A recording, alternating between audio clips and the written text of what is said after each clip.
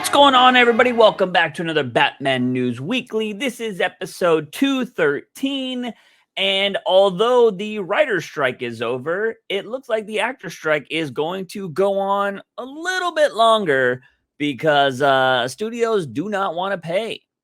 So This is pretty wild. Everybody thought for sure immediately after the WGA got a pretty good contract and deal with, of course, all of the studio heads, that SAG-AFTRA would literally be right behind it. It would only take a couple weeks. I think it was last week that I made the assumption of like 3 weeks. Yeah, I think it's going to be a lot longer than that, which could possibly ruin a lot of schedules for the DCU to be particular. If this goes on any further than December, that halts Superman. yeah, it does seem like that's going to be a big thing. I mean, I don't know. I mean, it's kind of weird. Like, the one thing I will say, I've never been a big fan of discussing films Twitter. Like, they kind of always been like up and down for me. But I will say, during the whole strike, they have been calling out, like, every time they made a post about the studios, they're like, studios don't want to pay yada yada, and they would call out how much the CEOs would make and shit. Yeah. And they posted one recently that was like, David Zaslav in the last like 3 to 5 years has made $498 million or some shit like that. And they were like, this is what the execs get paid in the last 5 years, and they don't want to share 2% of the revenue, which comes out to be 57 cents per subscriber. So if you're buying Netflix, that's like $15, 57 cents of that goes to the actors. Doesn't seem that hard, in my opinion. It really doesn't. There is an actual, I think it was Jessica Chastain shared the full quote from the representatives for SAG-AFTRA. It says, to our fellow SAG-AFTRA members, it is profound disappointment that we report the industry CEOs have walked away from the bargaining table after refusing to counter the latest offer. We have negotiated with them in good faith, despite the fact that last week they presented an offer that was shockingly worth less than proposed before the strike even began. These companies refuse to protect performers from being replaced by AI. They refuse to increase wages to keep up with inflation, and they refuse to share tiny portions of the revenue your workers generate for them, like you said. They go to explain the 57 cents per subscriber. They have rejected our proposal and refused to counter. Instead, they use bully tactics. Just tonight, they intentionally misrepresented to the press the cost of the above proposal, overstating it by 60%. They have done the same with AI, claiming to protect performer consent by continuing to demand consent on the first day of employment for use of a performer's digital replica for an entire cinematic universe or any franchise project. The companies are using the same failed strategy they tried to inflict on the WGA, putting out misleading information in an attempt to fool our members into abandoning our solidarity and putting pressure on our negotiators. But just like the writers, our members are smarter than that and will not be fooled.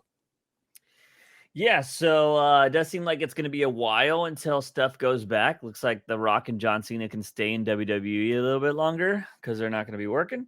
Yeah. But yeah, I don't know. I think I kind of expected this, to be honest, because yeah, writing could be replaced by AI, but it's still going to be a while. If you've ever actually messed around with ChatGPT or seen what people come up with, it's good if you're trying to write like a resume excuse to like quit or whatever, like you do stuff like that. But an actual 2.5 hour movie, it's going to repeat a bunch of the same shit. And I think eventually too, like, you're going to have to get really, really, really good at prompts to be able to pop out a really good script. And I'm sure we'll see it in the next year. Somebody would be like, oh, the script for fucking the Batman 2 has been released, and it's going to be all ChatGPT. Like, they're going to be like, yeah, it leaked. And like, so that's some shit you're going to have to deal with later, which is going to kind of suck. But yeah, for the most part, I don't know. I think you're always still going to need writers, because I don't think anything unique or original is going to come out of ChatGPT. So you're going to need writers that actually have real experiences, Yeah. But with actors, though, that's very different. Yeah, sure, everybody and their mom's CGIing people into movies nowadays, but it's also like looks really shitty. Like, there's a Yeah. reason why the VFX people are going on strike as well, which I'm glad they're going on strike, because they would be the ones to kind of, I guess, clean up the AI. You know what I mean? I'm assuming Yeah. they would, unless they're going to just try to be like, all our movies are going to be AI. And it's just like, well, who's going to watch that shit? You know what I mean? Like, we'll just, It's this whole thing has me super worried because, like you said, the ChatGPT just regurgitates everything. I saw a quote unquote AI artist getting in arguments on Twitter yesterday with mhm. actual comic book artists. Oh, I saw that. Um, and there was cover artist. He goes by Sway. He was telling this AI artist that it's not your skills are literally just coming up with better keywords. Like Mhm. it's not actual, like, because the way the AR artist was kind of trying to counter everybody is like, it's not just as easy as pressing buttons. I have to think and I have to da da da da. Yeah. And it showed like an AI piece of artwork from like 2016 compared to like now. Yeah. And It's a yeah, it Supergirl one. looks, yeah, the Supergirl one. Yeah, Yeah. that's right. It looks a little better, but it still looks so jarring. Like Yeah. that's the real issue that I have when it comes to AI art. And it has that same like shine type of like look to Mhm. everything. It's Yeah. just it's unrealistic. And so when it comes to movies, like I think we talked about it very early on when it came to the strike. There was the beer commercial Mhm. with all AI generated. Imagine that being on a big screen. Yeah. And then, I mean, they also did, what is it? Secret Invasion or whatever was the AI intro. Yeah. That looked pretty shitty as well. It turns out all those Marvel TV shows are pretty shit, according to all the It leaks that came out this week. I've had my qualms about a lot of them. There was some really good episodes within each show, but there has been a really big problem with how they write, with how the for some reason Disney Plus thinks 6 to 8 episodes is enough for a full story Mhm. when they leave everything to the last episode. So it Yeah. feels rushed every single show. And that's just not how things happen. And like you said, with Daredevil, they were literally halfway done with production with half of the show, and they literally scrapped everything. Yeah. That's bad. Like people are joking around and saying like, "Oh no, it's the end of the MCU," and like rolling their eyes and like, "Oh, Mhm. we're MCU fans. We understand that MCU can do perfect things." And I'm just like, if this was the DCEU, people would just be dog shitting all over it. Yeah. But it's because it's like people have become to think that Marvel Studios and the MCU are the gold standard. And look, they even fuck up. Mhm. And a majority of people think that a lot of the born again stuff was actually done with AI and with Mhm. ChatGPT and like they tried to kind of manipulate their way to make what was supposed to be a 2-season 18 episode split show Mhm. very quickly, and Yeah. they just can't do it. I'm glad Daredevil of all shows is failing and wasting a lot of money, because there was nothing wrong with the Netflix one. Yeah. So I've always called bullshit with Kevin Feige's like low key power trip, to where he's like, I have to have my hands in everything, because he wanted Marvel to never have any like faux pas, any bad movies or bad shows. Netflix I thought was better than a majority of the stuff we were getting in theaters at the Yeah. time. And it wasn't technically Marvel, as they will say, when it has references all the time. Um, but yeah, I don't know. I just think it's stupid to be like, oh, we're gonna reuse the same actors. Which, granted, DC's doing that. Well, maybe not. But like, granted, like they wanted to keep the same actors and use them in their movies for all the multiverse bullshit or whatever. Um, yeah, I don't know, man. I feel like I'm smarter and smarter every day when I said Endgame, I'm done. Like I'm done at Endgame, and I will come back when the X-Men come into the universe. That's been what, like 4 years now, it feels like. Since you said that, yeah, but I will say they did make the announcement, I think 2 weeks ago, that they are already, I think, right before the writer strike officially ended, Mhm. uh, there was trades talking about how they are working towards bringing the X-Men a little bit sooner than they had hoped, Yeah. and a lot of people think it's because of the lack of confidence they've been having in their Disney Plus shows and the new era of Marvel in this Phase 5 or Phase 4 that hasn't gone well for a majority of the projects. Yeah.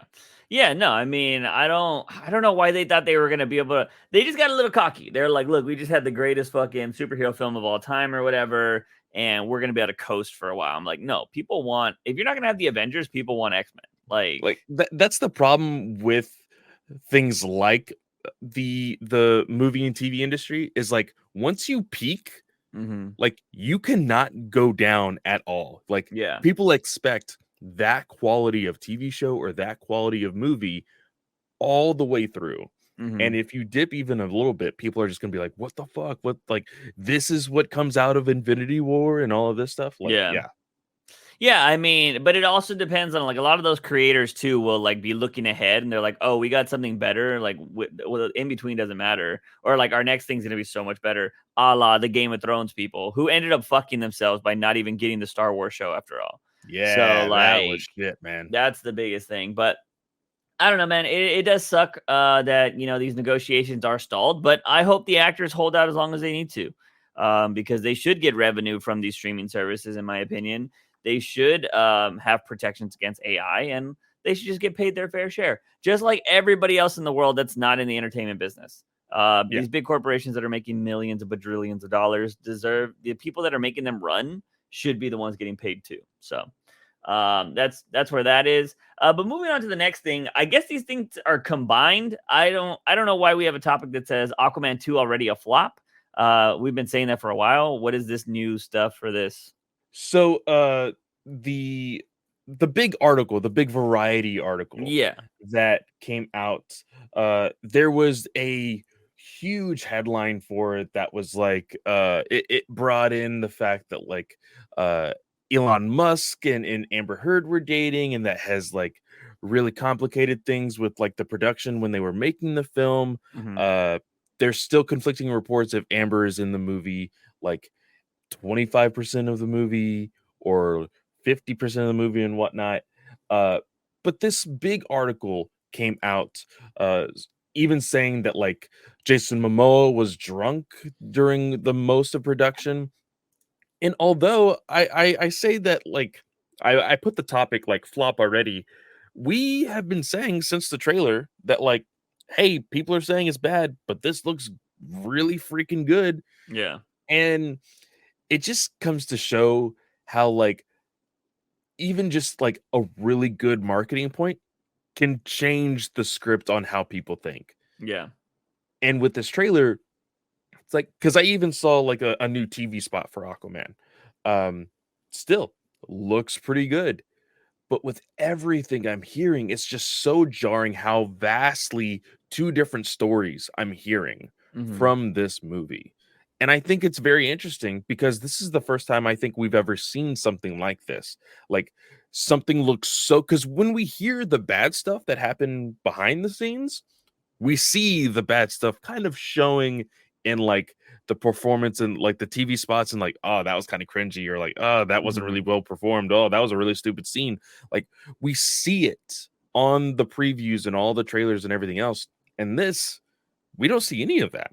Yeah. So I just thought it was very, very crazy how stuff is still coming out about this movie. Yeah, it doesn't help that you have scoopers like a KC Walsh that's like, well, nobody ever complained about the graphics. That wasn't the problem. And I'm like, so why don't you fucking say what the problem is? Is it the story? Is that the problem? Like that's what like I have grown such a disdain for scoopers because they are so fucking vague. You know what I mean? And it is for clicks and it is to get fucking paid and shit. It's a try to get your bag, but doesn't mean you're not a shithead. For the way you tweet and whatnot. But like, I do think it is kind of just like ridiculous with, yeah, the perception does seem very different for Aquaman. And I think it is, I don't know, man, the first movie that is a sequel well, I mean, here's the thing. It's the first sequel that we had this year where people don't hate the main actor. Yes. Because Yeah. Shazam, Zachary Levi had to open his mouth right before the fucking movie came out and say some dumb shit. So, and that, Shazam already had struggles before that.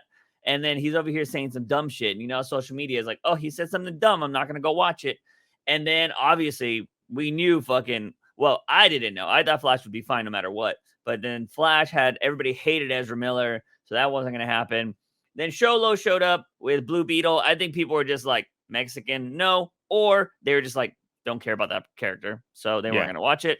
And then you have, freaking Aquaman, which Jason Momoa is very well liked. So if star power is the thing, which I want to say we had this conversation a long time ago about star power, if Jason Momoa actually has star power, this movie's going to make money.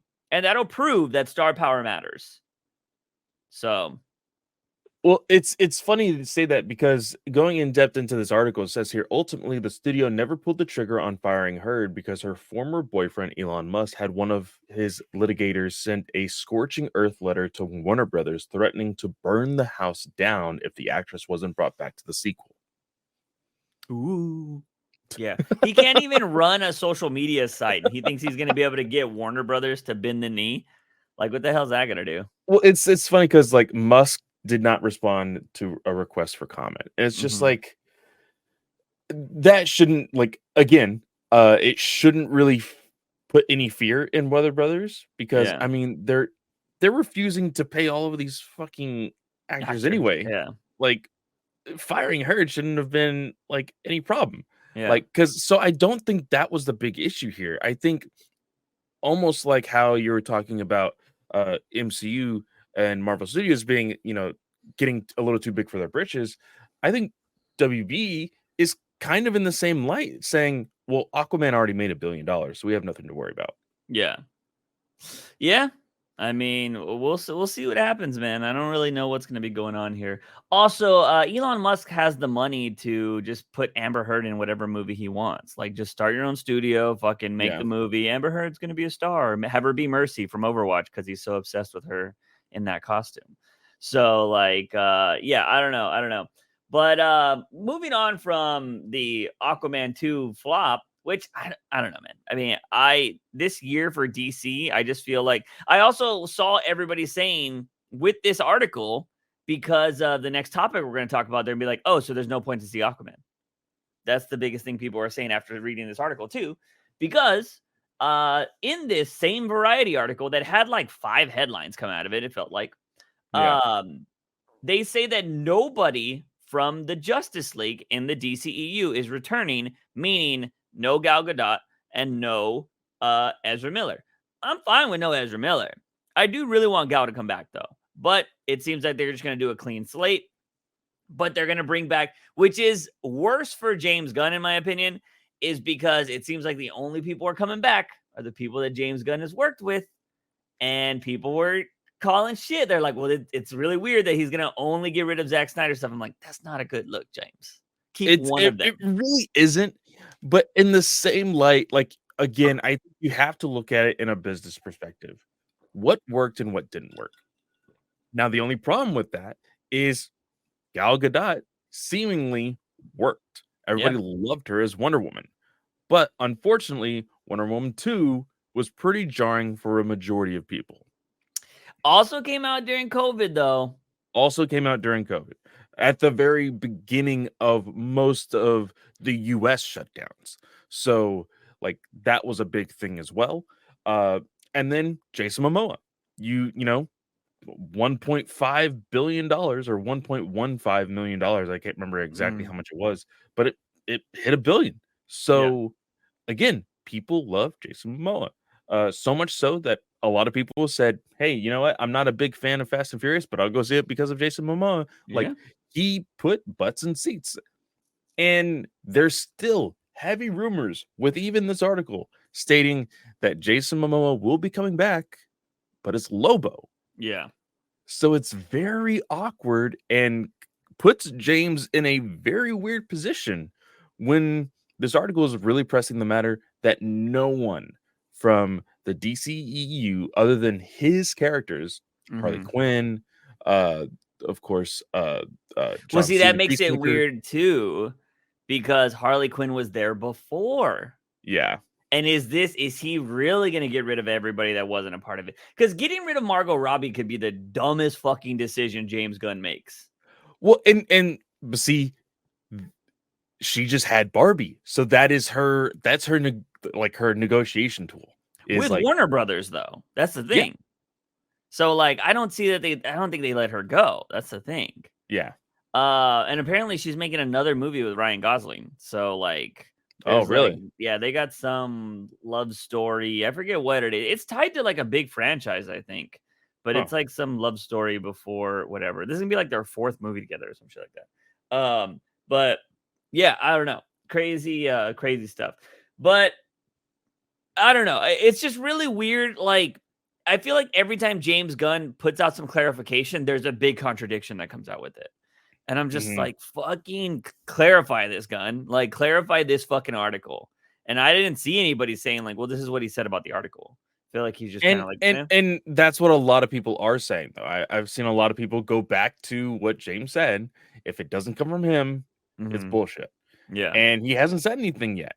And again, he has said he's not sharing any information until the strikes are over. Yeah. And right now, the strikes have hit a pretty big snag with the CEOs not wanting anything to do with SAG-AFTRA after they declined a really horrible deal. So yeah, we'll see what happens. So possibly no Gal, and then now here's the thing, because if you get rid of Gal, right? If you get rid of her, there's going to be swirling rumors of who's going to be the new Wonder Woman, and I feel like if James Gunn is going to pull somebody he's worked with before, you got who? What's her name that plays Gamora?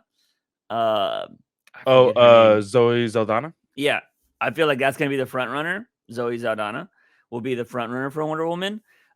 Would be crazy if he were to cast Mantis's actor, Palmo. I forget her name. Yeah. That would be a crazy, interesting thing.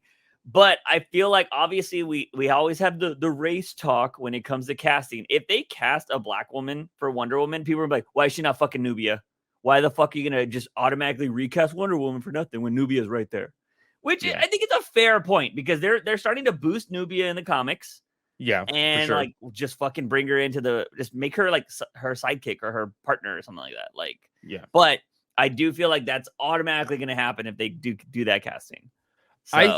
I think Nubia will be a part of James Gunn DCU anyway, because he's wanting to focus a lot on Wonder Woman's mythos. Yeah. So I think he will be introducing a lot of those side characters in the Wonder Woman universe, with Paradise Lost as well. And he's very interested in an animated series for Wonder Woman. Yeah. So I think we're going to get a lot of those characters. So if he does cast a black woman, I wouldn't be surprised, because at some points prior to New 52, post Infinite Crisis, pre Final Crisis, Nubia was Wonder Woman for some time. Yeah. So I think it could still work. Yeah. I don't know. I just don't think. I feel like, unfortunately, obviously, because I don't mind the race swap stuff, but you're starting a new universe. The last thing you need to start off is with the bad press, right? And like, you already have people that hate you for everything, and it's just like, that's why I would just keep Gal and be like, just keep her. Like, there are people that love her already. Don't even fucking mess, because like Wonder Woman is going to be the most controversial casting, in my opinion. Well, I mean, there was a lot of controversy with Gal being Wonder Woman. If you remember, there was the, oh, she has no chest. Oh, she's too thin. Oh, she's not white. Like, there was all of these. From my understanding, she is white. So like, I don't know how it goes, but I've heard people say that she technically is, because her family changed their name, and like her like, I don't know if like she's actually like part Jewish or not. Like, I don't know. I've heard, if you look into like Gal's history, apparently she had a name. Her family changed their name. So like, she doesn't look white though. No, and she So doesn't sound white. Like, that's the yeah. thing. She Well, I is mean, she's just from from a different overseas. part of the country. So, Yeah. like, I mean, you could have, black, white, Asian people have British accents, stuff like that. Like, True, true, it's very kind of true. stuff like that. Granted, not But saying British people are all white, but but I you know mean, what I mean? the real problem with DC overall is Mhm. that every casting has been controversial. There has never been a Fair. casting that was like, "That's it." Like, uh, Did the Momoa get shit talked on him? I don't think Momoa had a problem because nobody gave a shit about Aquaman. well, there was still, I mean, you still had the bigots and the racists being like, "Why isn't he white? Like, Aquaman has Mhm. blonde hair," like all of this stuff. I Mhm. think Jason Momoa has dramatically changed the way people look at Aquaman. Did make people But care about Aquaman. Besides exactly, comic book fans, like, that actually like Aquaman, yeah. And he then put Aquaman on the map. you have Miller, who was casted literally, I think, the day after the pilot of the TV show, and people were Mhm. pissed off. Like, there was going to be two different Flashes. Uh, then well, actually, yeah, because that was even before BVS, and then you have uh Ben Affleck again. That was huge. Yeah, that one was Every huge. Batman has been almost controversial. Um, Superman, I uh, don't I don't remember anybody talking anything about Superman. really? No. Who was talking shit about Superman? Everybody's like, "Oh, we're getting a Superman film," you know? That's true. I would have to go back to see if there was any controversy And for nobody Henry gave a Cavill. fuck about Ray Fisher. Let's be real. Nobody gave a fuck about Cyborg. Nobody was No, complaining about nobody Cyborg. was complaining about Cyborg. That's true. So Um, like, I don't know. I Gal think Gadot, the only thing I remember is the chest thing. That's the only thing I remember. I And think I thought that was honestly, stupid. the only castings that I remember being like on point for people, Mhm. Viola Davis Yeah. for Amanda Waller, and Margot Robbie as Harley Quinn. I think people still like Yeah. that. Yeah. Um, I don't because Will People Smith like is Deadshot. Deadshot. Eh, I think that was a little controversial though. you think so? I don't remember hearing people complain about that. I There I was remember people complaining about the costume, oh, that's not the true. Yeah, yeah, yeah. casting, because Yeah, the eyesight is on the wrong face or on the wrong side of the helmet, but it's yeah, because Will Smith does it that way, like, that's how he shoots or whatever. yeah, So he was like, "It didn't make sense for it to be on the opposite side when that's not how I do it." You're an actor, Will, but I'm just saying, alright. yeah. But, like, yeah, so they had to change it up. But yeah, I don't know. I do think still that would be the thing because people it would be a woman and they're black and people would just complain the most. It's just because that's how the internet is, right? Yeah. But I also think it's like I do think it's one of those things because I've said this before too. I'm like, they were right there when we talked about the birds of prey thing. If they just moved them all around, they could have been like their characters. All of them could have been perfect. And they're like, no, let's just for the sake of it, we're gonna switch them all around. Like they could have all played, I think, the exact same characters too. Like, Yeah. I don't know. It's just sometimes I'm totally cool with it, but sometimes I'm like, that wasn't necessary. Like you just did that because you wanted to do that. Like, I think it is kind of silly at times. But we'll see. We'll see what happens again until Gunn says it. It is what it is. I would bring back Gal because I feel like she's already got the star power. People already like her. And I thought she was a good Wonder Woman. Because here's the thing you risk is granted, if people don't like Gal right now, that's totally fine. They were never gonna like her. If you bring in somebody else and they're not great or they don't give off the vibe of Wonder Woman, then you got the people that already like Gal are gonna hate them. And then the Yeah. other people that hate Gal are be like, oh, this one sucks too. And then what do you do? Yeah. You have a Wonder Woman that's fucking everybody dislikes. Because name me an actress that can come in right now that's gonna kill Wonder Woman. I was literally about to ask you the same thing. Ah. You know? Well, of course, you have to consider like who is big right now. That's going to be the people that are going to draw the most attention. That's what the studio is going to be looking after. Shit, man. I Let's I see. I couldn't name anybody off the top of my head. Uh, because you got to remember, Wonder Woman has got to be like, I don't know. See, Gal, I feel like she played the part of being like a badass at times when people are going to be like, no, because in BVS, she looks like a badass when she shows up. She's very like stern. She looks great. And not saying that nobody else can do that, but I just feel like she did that really well. Like I just topped in top actresses right now. I got Meryl Streep. We're gonna have her as Wonder Woman. She's the top one. We got Jennifer Lawrence. We got Natalie Portman, Sandra Bullock, Scarlett Johansson, Anne Hathaway, Angelina Jolie, Julia Roberts, Blanchett, Kate Winslet, Keira Knightley, Charlize Theron, and then Marilyn Monroe can't play Wonder Woman because she's dead. But yeah, I don't know. Those are a lot of the top people that are popping up as the top actresses. I think a lot of those women age out of Wonder Woman. And that's the one crazy thing about Gal too, is like she's in her 40s or something like that, and she looks so young. Yeah, she does. So I went ahead and typed in what do other people I was looking into who other people are thinking of when it comes to the casting of Wonder Woman. We have, of course, everybody's favorite choice, Alexandra Daddario. No. She has a baby face. I'm sorry, she is way too young. Yeah. It's the blue eyes are just too piercing. Yeah. So no, I knew that was going to be the first one. I can see Alexandra as Donna. I would pick her if they're not going to go Latina for Zatanna. I would go Daddario for Zatanna. Yeah. So there is Jamie Alexander. If you know her, you should know her from Thor. She played Lady Sif. She was the only other person I thought would be logical. Yeah. But she's getting up there in age too, I think, isn't she? She's probably in her 40s. Yeah.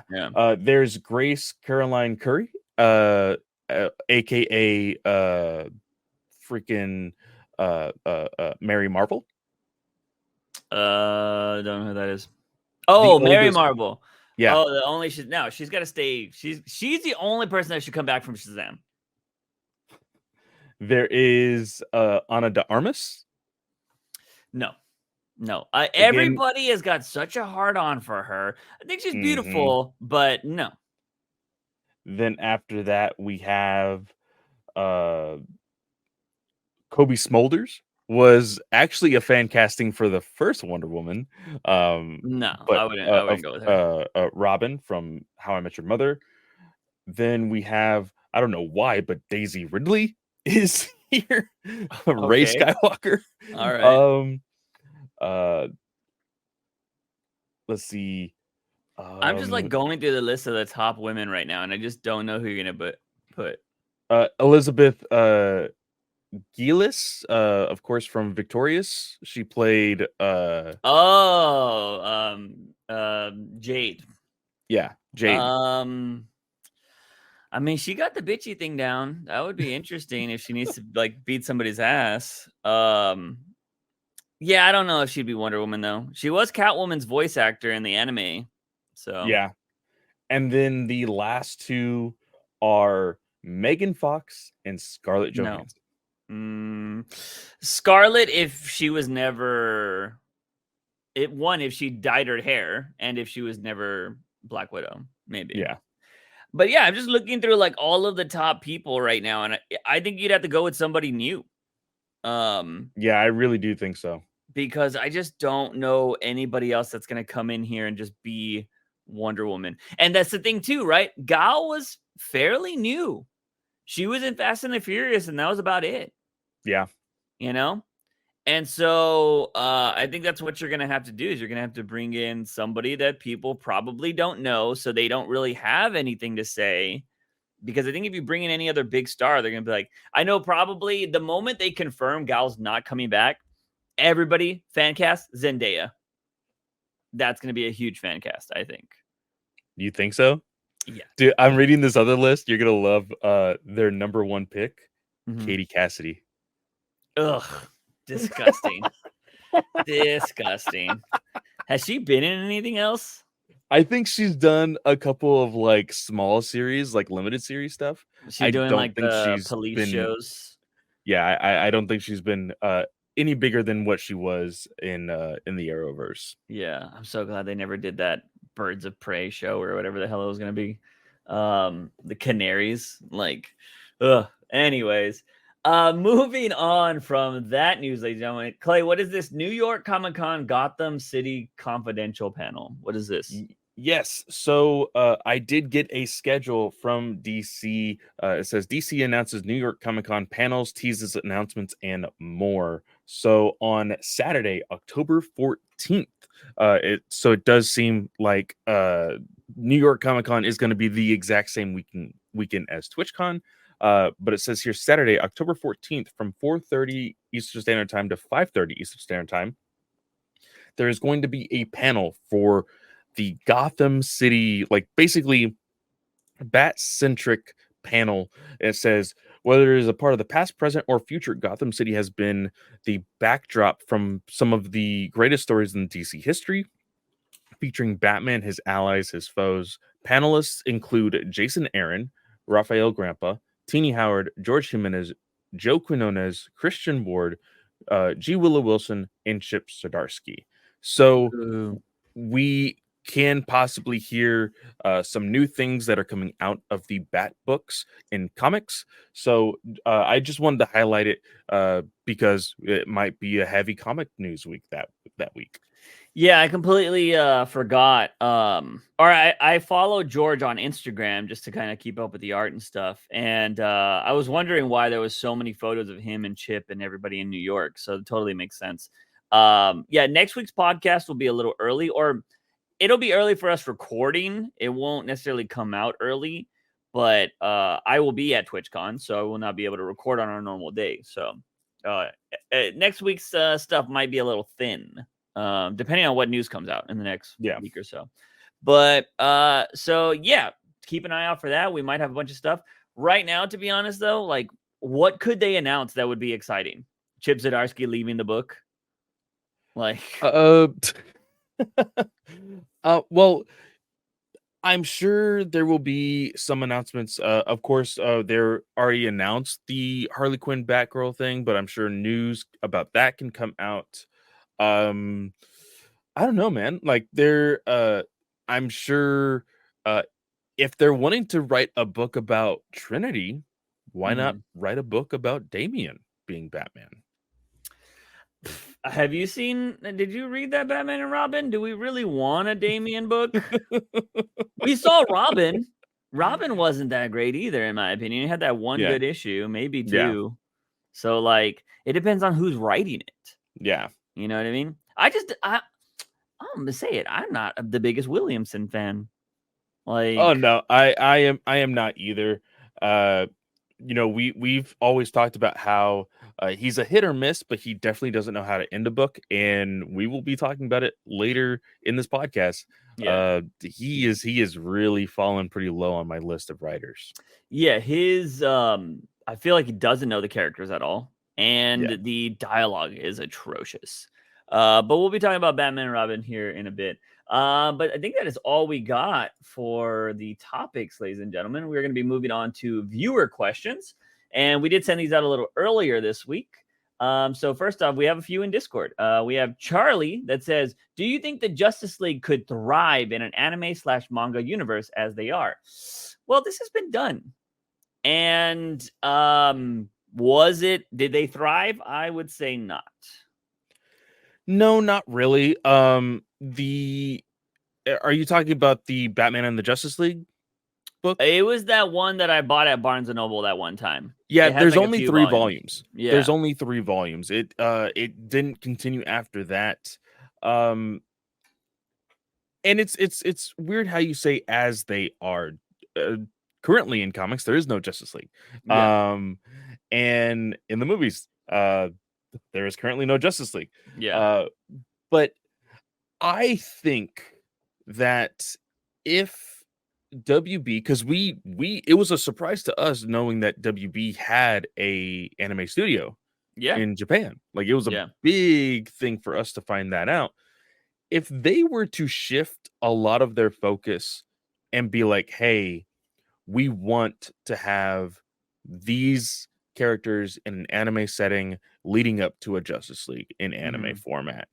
I could see that. I could see them having individual shows and then keeping the Justice League stuff to movies and make them some sort of like Fathom events like Demon Slayer does and everything else in theaters. I think that would be really cool. The characters, it would be well, you have Superman. My Adventures with Superman has done very well, and I'm sure they are just waiting for these strikes to end to confirm for a season 2. We are waiting for the Suicide Squad isekai, but that looks great, Yeah. surprisingly. So I think we just have to see a little bit more from those for WB or now DC Studios to feel comfortable with saying, hey, let's do more of these, Yeah.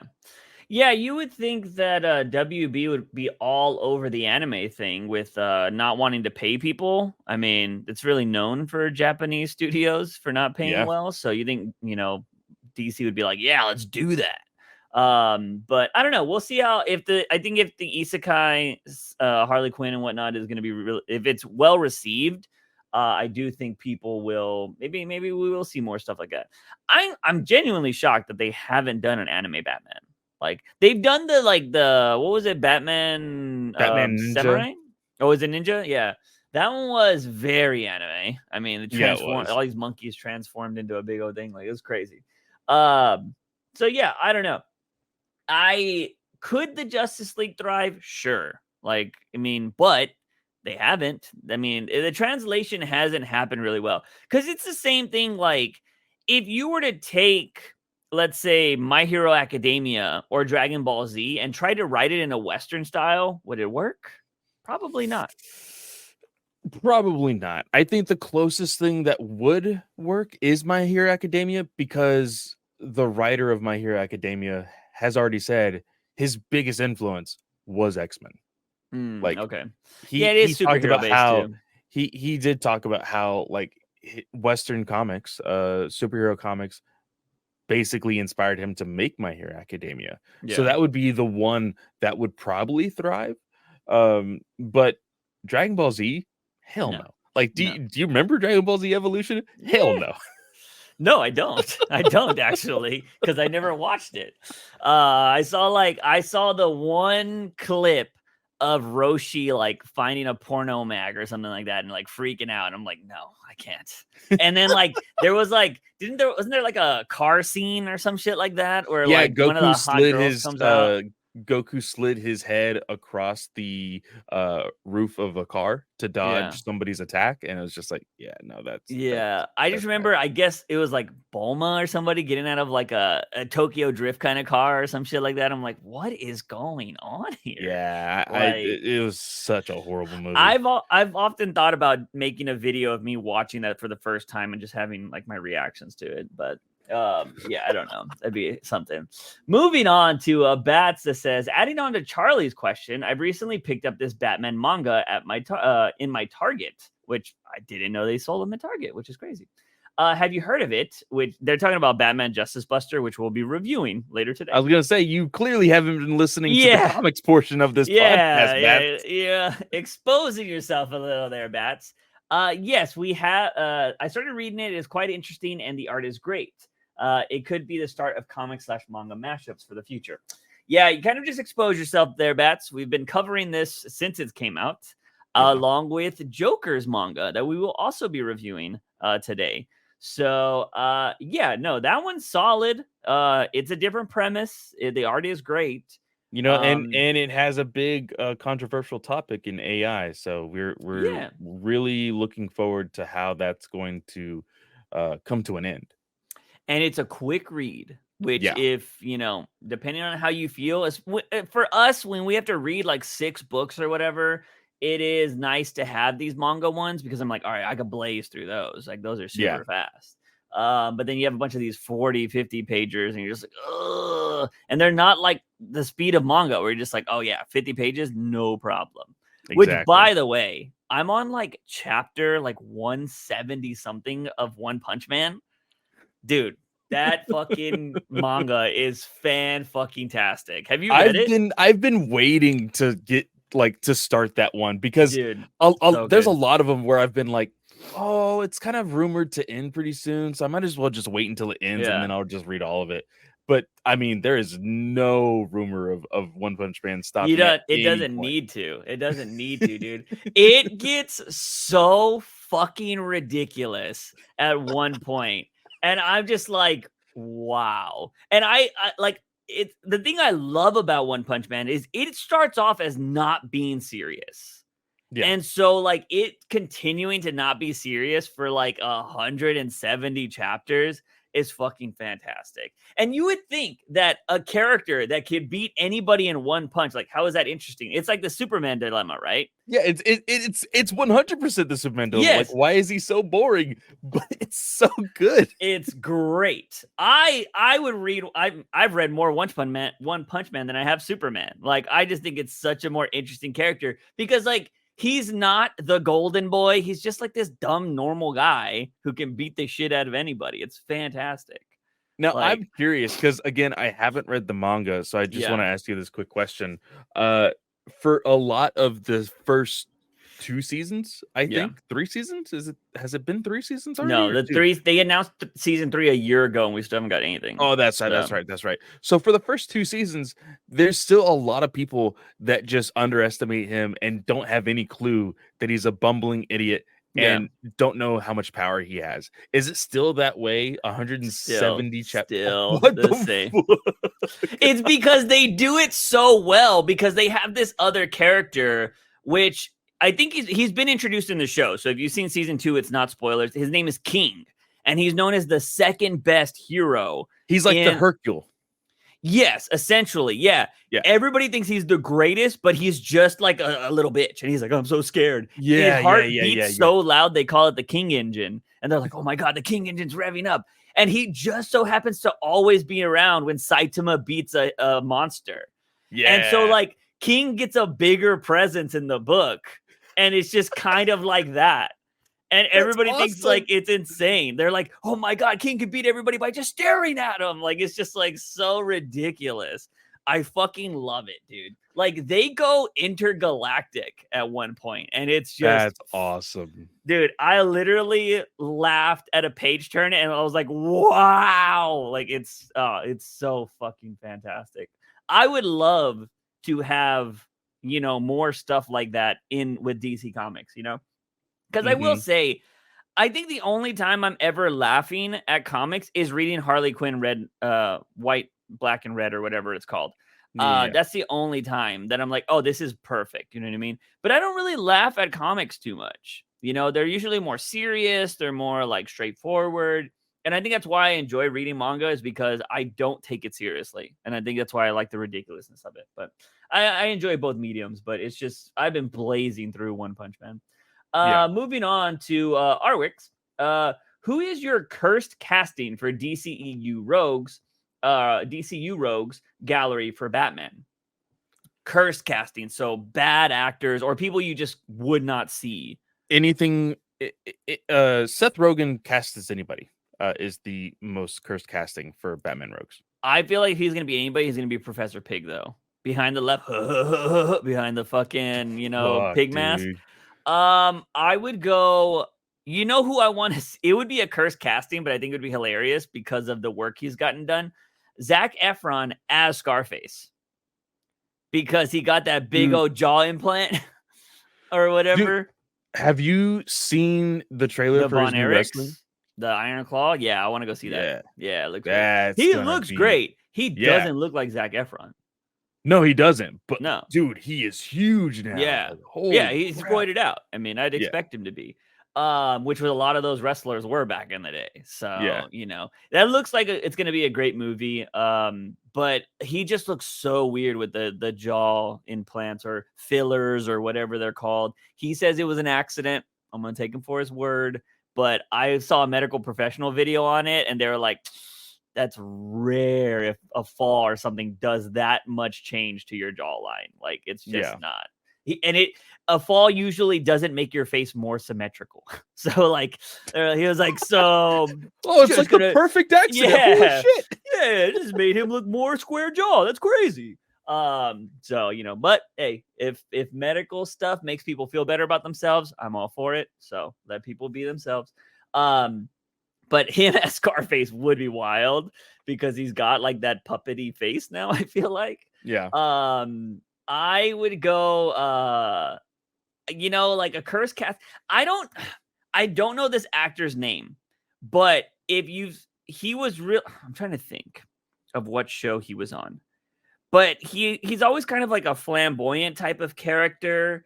He is Penny's brother in The Big Bang Theory. So like if you were to type it in, and this is, I don't know this actor's name, but just put in Penny's brother in The Big Bang Theory, and that actor as like Scarecrow, or that actor as anybody serious, I would be like, that's cursed. Oh, Yeah. oh, There's his shit. name there. I don't know his name. Jack So McBrayer?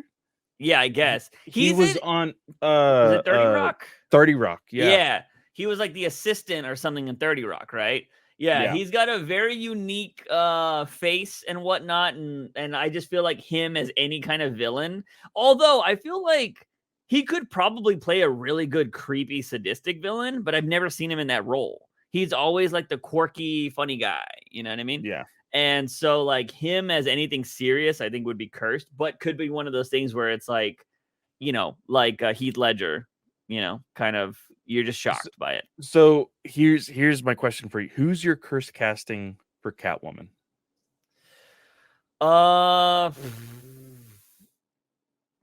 So I'm trying to think, because like I feel like there's people that I wouldn't cast, but people would love, like Rihanna. Like a lot of people would be like, "Oh, Rihanna as Catwoman." I'm like, Rihanna got a lot of junk in the trunk. How's she gonna be getting into like these tight spaces like Catwoman's supposed to be? You know what I mean? But like curse casting, dude, I don't know. I'm trying to think of you know what? Victoria Justice's sister in Victorious. Oh, jeez. Yeah, I'd go with her. I saw that one woman show that she put on, and what was it? The Chicago or whatever it was called, I think. But yeah, I don't know. That would be my curse casting. I don't really have one, to be honest. I feel like a lot of people could probably be Catwoman if they really tried. I mean, I didn't really like Anne Hathaway though, to be honest. I like Anne Hathaway. I just didn't like her as Catwoman. You know what? I'm gonna say it. I know a lot of people love her for a lot of the new stuff that she's been doing. I didn't like her in Black Widow, but I'm gonna say curse casting for Catwoman would be Florence Pugh. Interesting. I heard she's up for something else too. I don't know what else. I think, I heard it recently too. A pretty big role. I think it was something with Disney. Rapunzel. They're doing a live action Tangled movie. Oh, yeah. Interesting. Yeah, I don't know. Well, I could see that being a curse casting. A lot of people constantly talk just about her in Oppenheimer. They're like, they just bring her up all the time. Which if you saw Oppenheimer, you know why. But like, I don't know. I don't think she was like, I feel like you could have put anybody in that role for Oppenheimer and they would have done the same thing. Like, so yeah, I would say like, I don't know. She doesn't wow me in anything. It's so funny because I typed in Florence Pugh in Google, and one of the first things is fan casting Florence Pugh as Catwoman in the DCEU reboot. Of course. I would still go, granted, I think you'd have the Gal Gadot problem where people are like, she can't act. I still go Isa Gonzalez as Catwoman, to be honest. Yeah. I think she's still great. This just came in from Raphael, from Greg Smallwood, says, just announced I'm writing and drawing a Batman the Barbarian 6-issue series as part of the returning DCU Elseworlds imprint. So interesting. I will always call this out. Super pissed that Greg Capullo made that amazing axe wielding Batman and we never fucking saw them. We never got it. I'm so pissed. Like, I thought that was gonna be like the badass Batman in that series, and nothing ever came from it. Oh, we're gonna give you a Batman with guns. I was like, I see that all the time. All right, moving on from that. I don't know if that was everything we had. I think we had a couple more. We had two more from two more, one from Raphael and one from King. Raphael says, for Juice, what do you think happened to Fanboy Play? The car mix thing was something shocking. Yeah. I hate you guys. I hate you guys so much. So as you guys might know, Clay has been doing long form videos on the channel. If you guys haven't, you should go subscribe. We just crossed, I think we're at 300 subscribers right now. Trying to get to 500, so go hit that subscribe button on YouTube. But Clay will usually be like, yo, check out this video. I'll like usually review the videos and see if there's anything that needs to be changed. And at the start of the first one, or the last video that just came out, he says Batman, something along the worlds of like, there's been many Batman in DC Comics. Well, I was like, yo, you just said DC Karmics. And he was like, I don't hear it. And I'm like, no, you clearly say DC Karmics. And I was like, like maybe I'm congested and like it sounds a little nasally, but I definitely don't hear Karmics. Yeah. And Abby, she was like, okay, play it. Okay, turn up the sound. Play it. Okay, say it yourself. Okay, play it again. Okay, play it on this thing. I was like, just tell me if I said it or not. She's like, I could see the argument. I was like, God damn it. Yeah, so I was like, how about we put it in Discord and let everybody else hear? Because it's not like I super care. It's the reason was you said it at the start of the video. And I'm like, if this would have happened midway, I wouldn't have gave a shit. But it's literally like in the first 5 seconds. And so I was all like, let's put it in Discord. And everybody's like, I hear Karmics, I hear Karmics, I hear Karmics.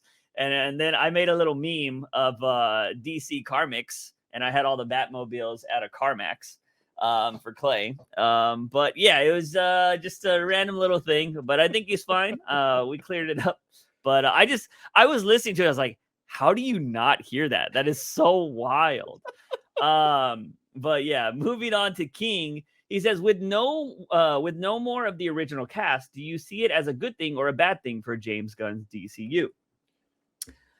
I've always said they should have done a fresh restart, but I do think, I don't know. We kind of already talked about it. I think Gal would be the one you would carry over out of all of them, in my opinion. Yeah, and as far as it being a good thing or a bad thing for James Gunn DCU, we have to wait and see. He says that there will be an explanation for his characters still being in the DCU, compared to it being a full reboot with none of the original characters. So I think we have to wait for that explanation to really feel like, come on, Gunn, like this is kind of bullshit, like, because if he just throws something willy-nilly out there, like people are going to complain. I will call bullshit if the characters that stay over were in like a time vortex when Ezra Miller's Flash did something. Yeah. And that's why they're back. They were protected in some capacity.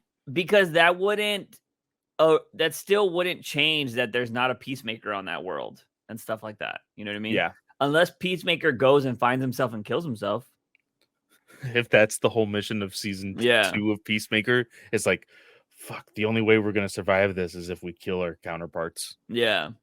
And then one of them won't kill themselves and they get killed. And there's like, they got to coexist with the new one. I would fucking hate that.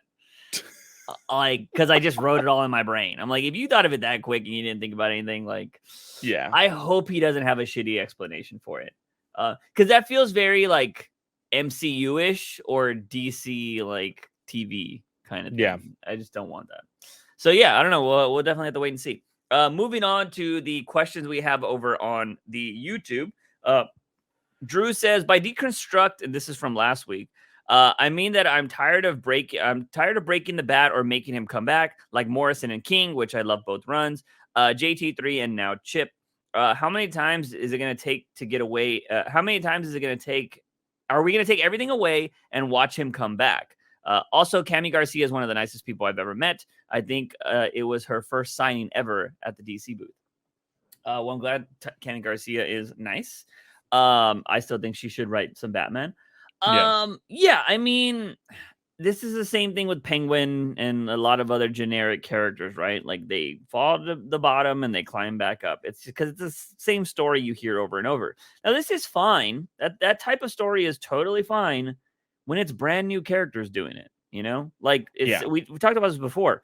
Anime follows the same fucking structure. Manga follows, downtrodden character that has like untapped potential, but nobody likes them, or they're an outcast, and then they get friends over time and they become the greatest hero and they save the universe. You know what I mean? That's just the same fucking story every single time. But it works for a lot of different ones if it's cool enough. It's got a cool concept, cool world. But yeah, when you see Batman go through it 50 times, like you kind of get over it and you're just like, I don't really care. Now, granted, King did do it when it had been done before, but he did it in a totally different way. Yeah. So it works there. Whereas like, Tynan and fucking Chip, Tynan he was trying to do something, but it felt like, oh, I'm only trying to build to this Joker war. And then after that, I don't know what the fuck I'm doing. Yeah. And Chip is just like, I'm just going to praise fucking Grant Morrison my whole run. And it's like, okay, and I'm just going to do everything from my Daredevil run. And this idea of how he says, I'm tired of the breaking of the bats and, bringing him back to full capacity and whatnot. I think what we need now more than ever is just to see him rise and kind of plateau at his peak for a while. Mm-hmm. Like, I think that's okay. Like, yes, there still needs to be controversy. Any good writer can keep a controversy with still having a badass character. Yeah. Because you're always going to have those moments where your good guy is going to be distraughted by a horrible event or something. Like, you need conflict with these characters. Breaking the bat entirely is getting kind of tiresome and kind of boring. Unless you're legitimately going to kill Bruce Wayne, which I don't think they're going to do anytime soon. I think that should just go away as much as we think the Joker should go away. Yeah, for sure. I agree. And they can never kill Bruce Wayne, right? Like, they always do some bullshit, a future, oh, he died, but oh no, he's actually been alive this whole time. He's been on this train. Like we've seen it a million times because they're just too scared to do it, right? They talk about all this new shit and we want to go in a new direction, but they're too scared to do what they need to do. You know what I mean? Yeah. Because they know it's gonna kill off a fan base. They know exactly that's what it is. But I don't think you can do those kind of things without having a plan for the future, and I don't think DC has that. But I agree. I think the fucking Batman falling and coming back and doing all that kind of shit is boring, but it sucks because people also love that iconic part of Batman is the, like, he always gets back up. He fucking doesn't matter how bad it is, Batman will always find a way. People love that. But I think, DC just, or maybe it's writers. Maybe it's not even DC, because I think DC is just like, all right, go ahead and write it. I think writers just feel like they're like, oh, this is what, so-and-so did, so let me just do my version of that. And it's like, no, you should come up with your own concept and like do something well. Because if you tell me a good Scarecrow story or a good Two-Face story, I'm just going to think that's a good Two-Face story. Like, it just doesn't, it doesn't need to be like Batman falling all the way down. Like, you just show me that you bested Batman in some way. And I'm like, oh, that's cool. I'm like, all right, how's Batman going to beat this now? And that's all you got to do. You don't need Batman to fucking get all his money taken away and be poor and do all this kind of shit. Like, that doesn't matter. Like, Batman, again, if I know Batman, he's going to find a way. He doesn't need money, right? He'll fucking get like a trash can bin and make some batarang out of it or some shit. Like, it doesn't matter. But yeah, I don't know. I think that is very tiresome. What I think is we just need less Batman in general. Yeah. I think numbering his books, and even with the limited runs that, like, we did enjoy the first book of Batman Gargoyle, but keep those far and in between. Yeah. And make them like, okay, this is a special thing because we don't get very much limited series for Batman. Here's your one of 3 in the entire year, Yeah. Or even less than that. Yeah. But I mean, it was funny. We just announced the Batman Barbarian thing. But I think I would go as far as maybe you only start giving out one Batman book and we kind of end Detective or end the Batman run. You know what I mean? I have always said that Detective needs to be a rotating cast. So instead of it being a solely Batman book, give it to Martian Manhunter, give it to Give it to Oh, Batgirl. rotating cast of characters? I thought you meant Yeah. writers. No, I mean characters. Like give it to Martian Manhunter because he's a detective. Give it to Batgirl. Give it to the Question. Like I if just don't think you can do that at this point because there's been over 1,000 issues that are Batman. You know what I mean? What I think you can do is you push detective to being one-shot stories, and you just bring in new writers every time. It's just a detective story, and maybe you get a detective story the last 6 issues, and you give it to one writer, and you're all right. Next writer, it has to be a detective story, and you just do that. And you know what? That should be the first experiment in only doing graphic novels. yeah, You know, that could work. you drop them in volumes. If people want to read week to week, hey, we have this DC app over here that you can subscribe to and read them week to week. You know what I mean? Yeah. Like, I don't know why DC is so scared of that model. I don't know. I don't understand it. I think it would work. You have to put money behind it. You have to promote it. You know, you have to Yeah. be like, oh yeah, we're getting this kind of stuff. It's going to come out this way. You speed up production of it. You know, I don't know how long it takes from like the end of the 6th chapter. I don't know how many chapters come in a volume for manga. I don't know if it's 10 or Anywhere from 5 to 7. so yeah, I don't know if like the moment that 7th chapter is done, if it's already in print, like it's going to print, or like I don't know how that works. Like I don't know the time frame from Shonen Jump app to volume out. You know what I Yeah. mean? So like I would kind of keep that same kind of model. But I don't know. I don't know why they're scared to do it. It's not like they're making buku bucks right now. Like do Yeah. something different. I just think it's everything's cleaner, man. Everything's cleaner sitting on a shelf over here, opposed to in a box that nobody can see, you know? Because I feel like somebody can come into my room and be like, oh, what's this? And just pull it off the shelf and look at it and like, this is kind of cool. Nobody's doing that with my Exactly. boxes. I'm like, hey, get the fuck out of my boxes. What are you doing? Like, Yeah. So it's just like, I don't know. We'll see how that is. Moving on to Nathan, who says, what Batman story sounds most interesting? Grey Ghost teaching a kid Bruce Wayne how to be a vigilante to take down a young ventriloquist. Red Hood forming his own anti-hero team called Street Justice League with guys like Godspeed, Black Adam, etc. Black Adam wouldn't team with any of those jabronis. Alfred and Jim go on vacation cruise that gets hijacked. I'm the captain now style and must use their wits to stop them. Give me an old man Alfred and Jim being the heroes of a story on a cruise. I'm down. Out of all of these 3, I really like the Yeah. last one. It's stories like that that would be interesting. And the thing is, we say story, not Yeah. story arc. We don't need a Yes. full like, hey, this is gonna be its own solo series and it's gonna be the adventures of Alfred and Jim. Yeah. We don't need that. We need one story about this time where Alfred and Jim happen to be on the same vacational cruise ship and they are the ones to save everybody. Yeah. 30 pages. Maybe get 40 or 50. I don't care. Yeah. Just one story though. And that's it. Boom. Like not everything has to be a series, you know what I mean? And if it's, if people like it enough, then maybe they like the writer, you know what I mean? Yeah. And you know what, maybe what you start doing now is a lot of people, I don't think they do this in comics anymore. I have to verify. They don't do like writer bios anymore or like artist bios, like a page in the back. That's like, oh, did you like this artist? Do you like this writer? They also did this kind of stuff. I don't think I see those Yeah, much not anymore. anymore. No. Manga does them at the back. Like the back Yeah. room, you have to have like who did what or whatever, which is kind of cool. Or they have like, oh, check out our other stuff, which, comics do that too. But comics do it in this big fucking like, look at this big old print. And I'm just like, okay, cool.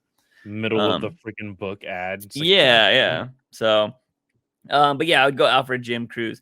Moncray says, if you had the Batman body, money, and resources, what would stop you from being Batman IRL? I could die. I was gonna say, I think we've talked about this before. Yeah, we have.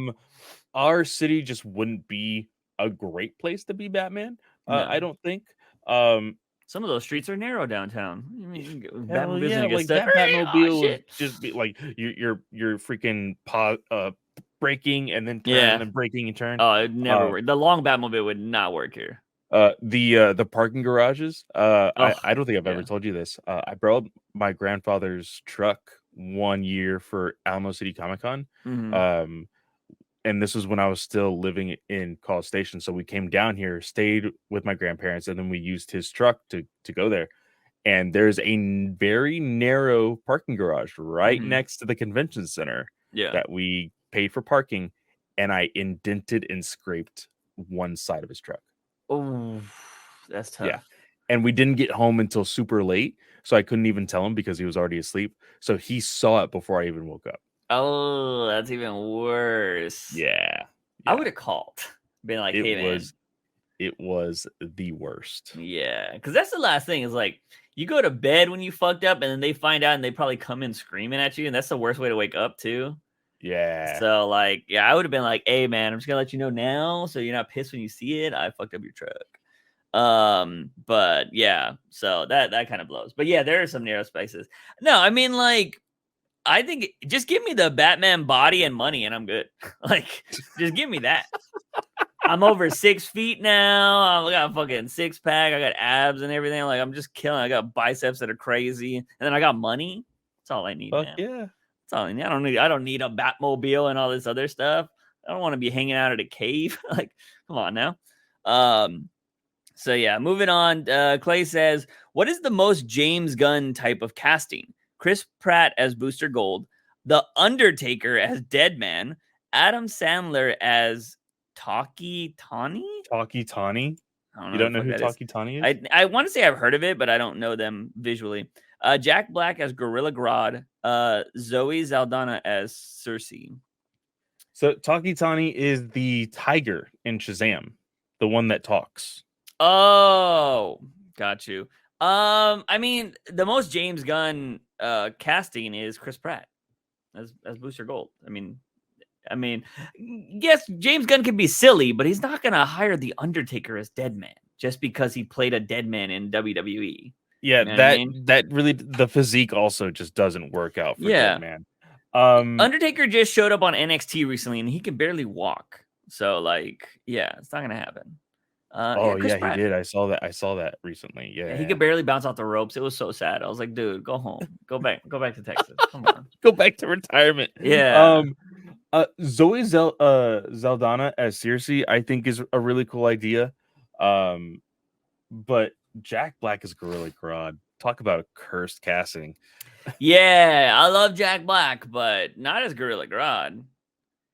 Like, I think who would Jack Black be as a good He would be Talkie Tawny. maybe. I think that I would make think more sense. that you talked about Seth Rogen earlier. I think he would be Nort or whatever, the Green Oh Lantern my drunky dog god. one. Yeah, that's him. That's Seth Green or Seth Rogen. Seth Green. Seth Green. Who would Seth Green be? Is Seth Green the one that did? No, he's not. I get him confused with. Oh, I don't know. Maybe he is the same guy. Is Seth Green Seth, the one that bought the NFTs and it got stolen from him? did he? There's an actor that looks like Seth Green. If it's not Seth Green, but they bought NFTs and they made a show out of it, and then somebody stole the NFTs and he couldn't do the show anymore because they stole the NFTs because that person owned them now. Oh, that's hilarious. Yeah, it was stupid. The show was stupid too. But yeah, I don't know if it was Seth Green or not, or if it was somebody else. It was somebody was really into NFTs and like they made a show out of it, but I forget who it was.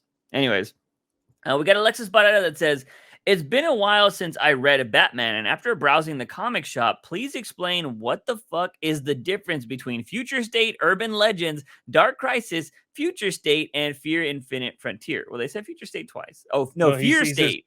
Fear State and Infinite Frontier.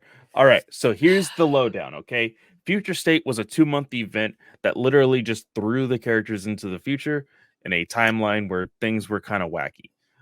Some things were cool, some things were bad, and some things were even worse. Urban Legends is literally just an anthology book that no longer is in print. It just stopped. No. But it was I think 3 to 4 stories and I think more so Urban Legends is done because Batman Brave and the Bold kind of took its place Yeah. as like that anthology type of book. But Urban Legends was just 3 to 4 stories with Batman characters that that showcased. There was, of course, the Chip Zdarsky story that kind of showcased Red Hood and Batman. There was a book that showcased Ace the Bat Hound. There was stuff with Batman and the Outsiders, a whole bunch of stuff. Dark Crisis was the most recent event that, in all honesty, can't remember huge details. All we know is that the Justice League went missing for a while into a basically dark void in the multiverse. Green Arrow had died, and we had a very short time of a replacement Justice League where Black Adam did not want to be the leader. And then Fear State is James Tynan's run, which was complete crap. He had the inspiration of anime and manga, and he just didn't do it right. It looked nice with George Jimenez drawing everything, but the story was really crappy. And Infinite Frontier is what happened immediately after Snyder's run on Justice League, and it kind of rebooted everything to start back up with issue number ones and to kind of get a fresh new look on things, and it kept a continuity that everything mattered and nothing mattered. So writers could literally use old continuity if they wanted to, or they could make up their own if they wanted to. And it's gotten things even more convoluted, but here we are with our current state of comics. Yeah. Is New York Comic Con going on right now? You said during TwitchCon. I said during TwitchCon, but I just saw a post that said that today is the first day. So yeah, okay, that makes sense, because I was like, why are they going to be in New York for a week before? We just got a big drop right now. Raphael posted it in the chat. We got a whole lineup of the dark stuff that's going to be coming. We got Gotham by Gaslight, The Kryptonian Age, a 12-issue series by Andy Diggle and Leonardo Fernandez. I think I said that first name terribly wrong. I'm not going to go through all these synopses, but that's art looks interesting. But Kryptonian Age, you can obviously guess what that is. Then we got Batman Barbarian, like we mentioned earlier. Then we have Dark Knights of Steel All Winter, a 6-issue series by Jay Kristoff and Terso Cons. This looks like it is going to be Barbarian or like Deathstroke. Viking Deathstroke. I soured on this series, but it's a new writer. We'll see what happens. Then we have Green Lantern Dark, which is 7-issue series. Then we have Batman Nightfire, a 6-issue series by Clay and Seth Mann. So that series will take 2 years to come out. But let's see. Let's just read this one. Batman Nightfire sees superstar Clayman unleash in a mind-expanding mystery, beautifully counterbalanced with explosive action, and its unflinching reimagining that sees Bruce Wayne try to rectify a devastating tragedy by traveling to the past. Oh, okay. It's Batman's Flashpoint. Yeah. I mean, I will say I don't like the gauntlets. They seem very impractical. They're huge. Yeah, that suit looks huge. Yeah, they seem the opposite of, remember, which a suit I actually really like is Wonder Woman's all clothes suit, where she's not showing any skin besides like her head, where she is like all red, blue, and gold. Like, I love that suit, but she had like these huge spikes on it to fight with, and people didn't like that suit. I love that suit. The spikes I could do without, but the suit in general was great. Then we have DC versus Vampires, World War V, a 12-issue series by Matthew Rosenberg and Otto Schmidt. So we kind of soured at that ending for the series. Yeah. This one, it looks like it showcases Harley, Damian. Oh shoot, I can't remember her name from Wildcats, and then I don't know who that vampire hunter is. The one in the middle, or the one in all black? She looks like a nun. Yeah, I don't know who that is. Yeah, I'm not too sure. It says I don't really fucking care because of how some of these stories ended. Like, I'll give a shot, Viking Deathstroke, I'll give that a shot. I don't care about vampires. I fucking hated the way that one ended. Same thing with Steel. I don't get why they're so bad endings. But it is what it is. Moving on from that, we have Eduardo de la Cruz that says, Batman, look, Robin's having bat nibbles on his suit. It's important for intimidation to ensure there's who would win. We got Cheetah versus X-23, Gorilla Grodd versus MODOK, Batman versus Juggernaut. Batman. I mean, Yeah. he's beat people like that before. I don't know much about MODOK, so I can't. But he looks MODOK stupid in the movie. Well, MODOK is literally just a joke character. Like, Yeah. even in the comics, they kind of just created him. He is taken a little bit more seriously, but over the years, he's become a little bit of a joke. Yeah. Because he is a character of the 80s and 90s that looks like a character from the 80s and 90s. Yeah. There's no real way of revamping that character. So he's just used as like the big head guy. Mhm. So here I think I would honestly say Gorilla Grodd could easily take him over with telekinesis. Yeah. And Cheetah versus X-23, are we talking about child X-23 or are we talking about adult X-23? I think we're talking about adult X-23. Yeah. In that case, I'm gonna say X-23. Yeah, She is barbaric, man. I would go with her too. And then lastly, we got Jason Todd. Just finished up King's Run and noticed moments I wasn't sure were supposed to be funny or just shock value, like Bruce ripping out the urinal, Bane randomly grabbing Batman while naked, or that one line with Joker where Batman says he smiled and he said beep beep. What is your interpretation? The beep beep one, I'd have to go look at the art. I don't remember what was happening there. The Batman ripping out a urinal doesn't surprise me. I mean, like, I think I've heard stories of people ripping urinals out of walls. Like, there's a story Cody Rhodes tells about Randy Orton in the WWE, how, like, when they were on the road, he ripped a urinal out of the wall. He's like, hey, Cody, check this out. And he just did it in a hotel room or like in a hotel lobby and just ripped it out of the wall and the pipes burst and stuff. So if a human can actually do that, I find that believable with Bruce doing that.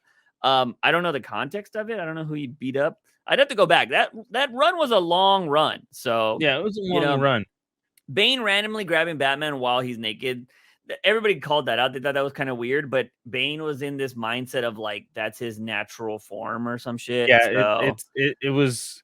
I think King also kind of explained that like he is like a natural beast. It's not his venom. It's not his suit. It's just him. Yeah, just as the barbarian. Yeah. Yeah. So that is so yeah, I'd have to go back and look at the one-liner you're talking about where Batman says he smiled and said beep beep, because was that the Elmer Fudd issue? You know? Oh, it might be. You know? Because if you read the Nightmares issues, the Nightmare issues were nightmares. So they're a little weird, they're a little odd. They're supposed to be viewed from Batman's perspective. That's the one thing a lot of people don't understand when you read King's Run. It is from Batman's perspective, and you're supposed to be Batman. So you're supposed to be disoriented when you're reading Nightmares. Like, that's just kind of how they're supposed to come across. So, yeah, King did a lot of things in there that some people people might think are weird, but I don't think there was a lot in there that was unintentionally supposed to be what it was supposed to be. You know what I mean? So yeah, I don't know. I don't even know if those things are necessarily shock value, to be honest. Like, shock value would be that like Superman killed Batman. Like, that's shock value. You know what I mean? And he brought him back instantly, like the next fucking panel. What else would be shock value that happened in that book?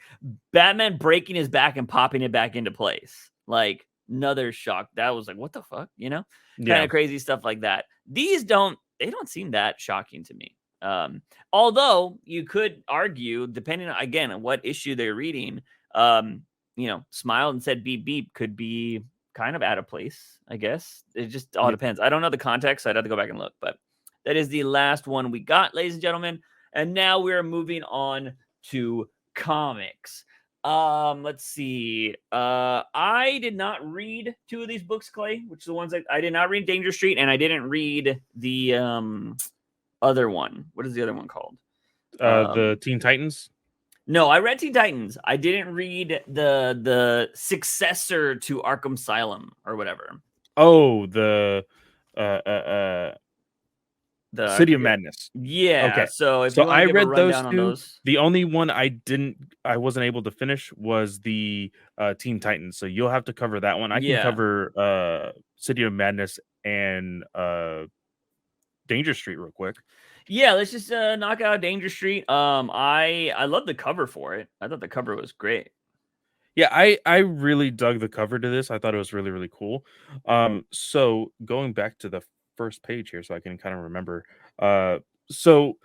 We start off with Ryder going to the roof of the building that he works in because he just wants to smoke a cigarette, and he finds the bodyguard and Manhunter lying dead on the roof, and he didn't even notice at first until he then saw them later with his boss, and his boss is basically just like, yeah, like, these two are idiots, who gives a shit, like, I don't care, he did his job, I'm not dead, we're good. But this sword was originally Diamond's, and it's supposed to be mine, so and he's talking to Jack Ryder. He's just like, do you know anybody who could change this back to an arm? Because it looked better as an arm. Like, it's a sword now, but I don't need a sword. I just need something to display. And like, Ryder is just like, I think we should like really tell somebody about this. There's two dead bodies on our ceiling. Like, this could be really bad optics if we don't share anything with the police or anything. Like, we really need to say something. Yeah. And he's like, you're worried too much, creeper. And he calls him out on it. It never really showed that he knew he was the creeper. And here it sounds like and looks like Reacher was actually, or Ryder, sorry, was surprised that he knew that he was creeper. And he like knights him with the diamond sword and is like, you're going to be my new bodyguard. Like, you have, advanced in your employment. You work for me now. And I think this is going to be for the best. We also get two other separate stories here.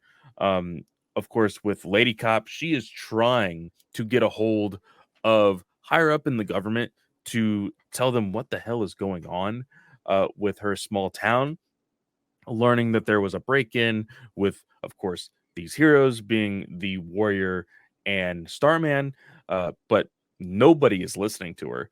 They keep suggesting, like, no, just call Superman. Just call Superman. Just call Superman. And she's just fed up with it. While the Warrior and Non-Fat are having this conversation, and Non-Fat's kind of just like wondering, like, so who the fuck are you, man? Like, are you the Justice League? Like, can you help us out here or not? And he's like, no, I was the part of the Justice League at some point, but I'm just a dude who, found a sword, and that's just who I am now. And Non-Fat's like, so I'm more Justice League than you are. Like, goddamn, like you ain't shit, really. He's like, yeah, I guess that's true. He eventually, Warrior goes to Starman to talk this all out and just be like, hey, like, we can get through this. Like, he doesn't think he can get through this. Starman is like, hey, I think we'll be fine. We can definitely, work things out. We are heroes. We are Superman.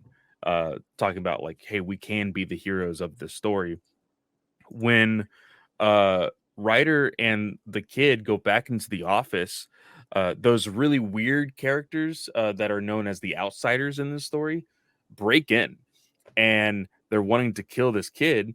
And Ryder turns into the creeper, and we find out that the outsiders are the kids from the flashback story, because the girl yells out that it wasn't their fault. All they wanted, all we did was step outside the line. And it was, again, a throwback to that story that we had seen and heard about those kids playing the game, and the winner was granted a wish.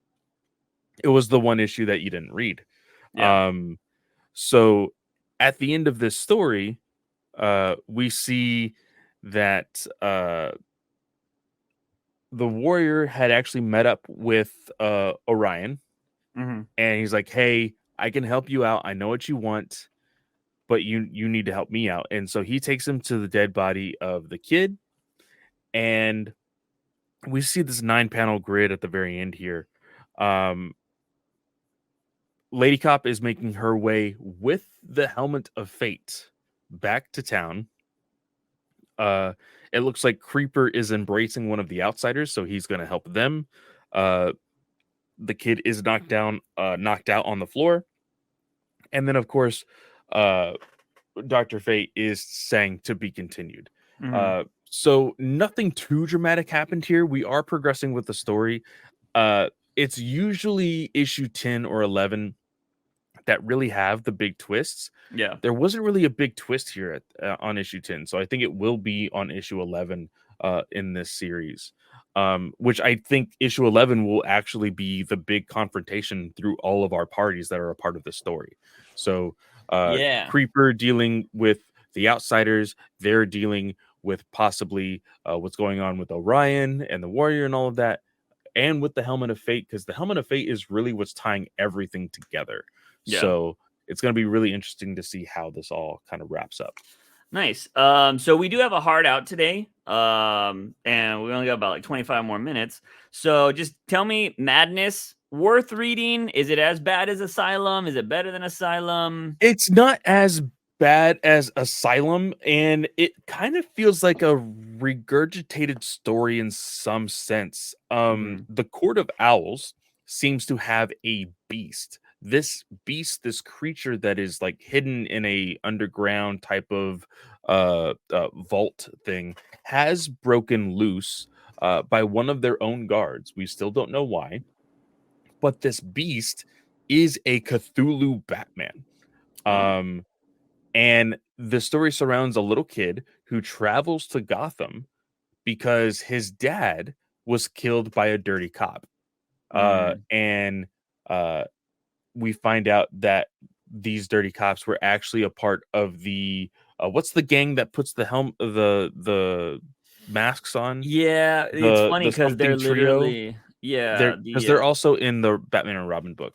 Uh yeah, I but forget what they're uh called. Every time I forget what they're called. when they notice this kid kind of like scouting them out, they confront him, and the kid brings out a gun to like basically threaten them and say like, "Hey, I'm going to kill you because you killed my dad."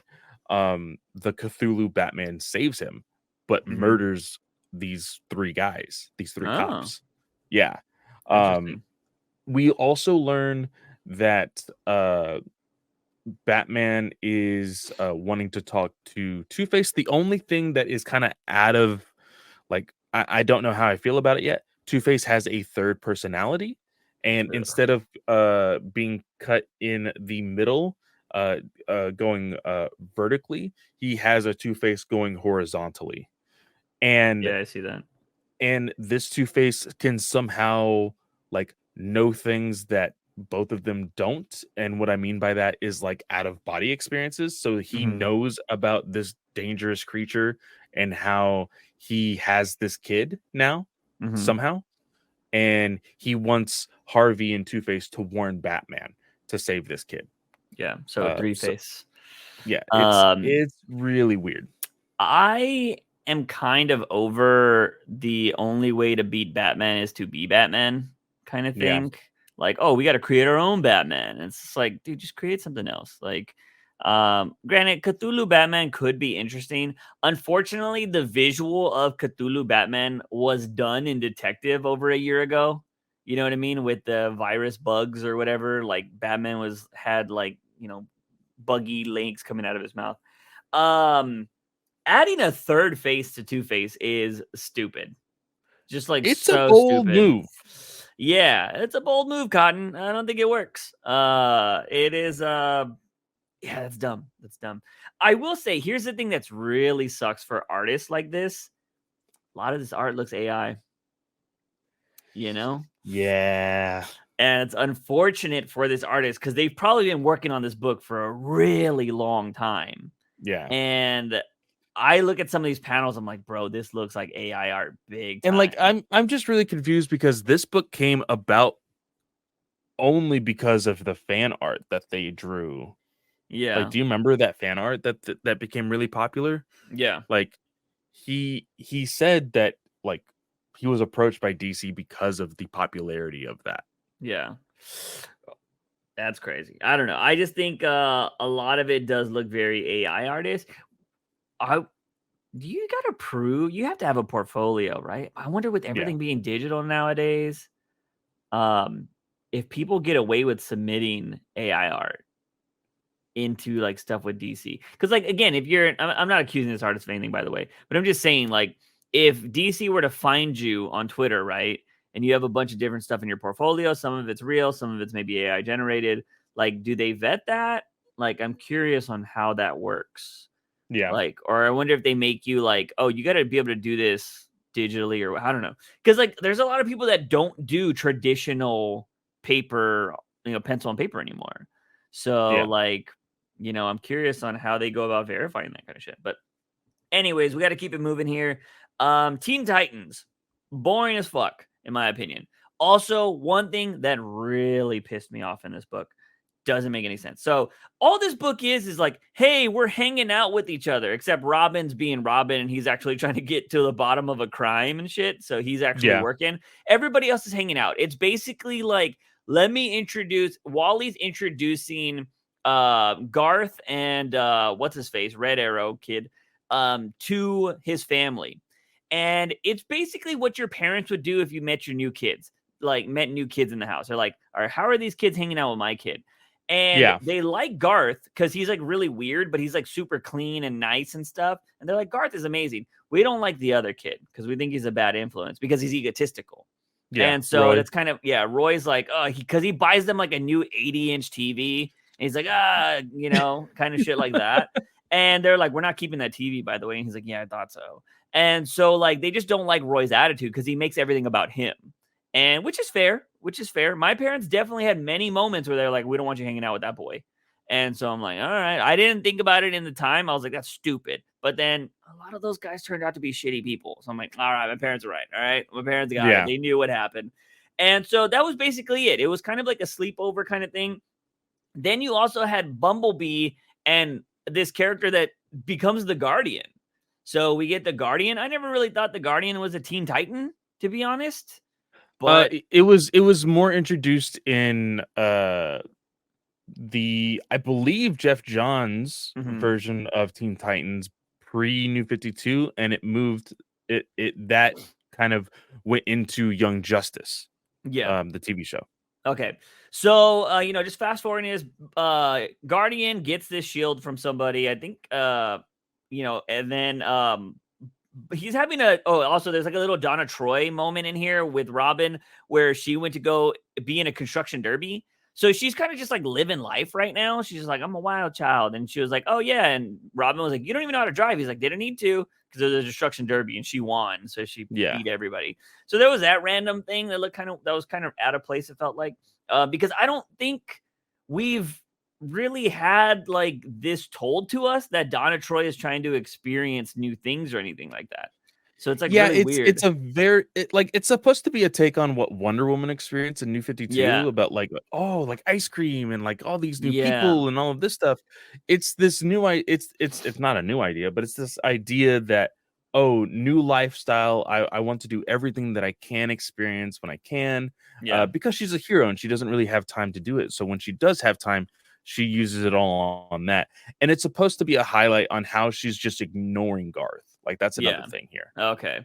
Yeah, so there's that, which, any young man might have experienced that, or any young woman. When you're younger, when you start growing up, you start experiencing new things. And if you're in a relationship, you might be spending less time together if you're not bringing them with you, But here's the thing that pissed me off about Teen Titans. So Bumblebee Guardian having a chat at a diner. She has her suit on with no mask.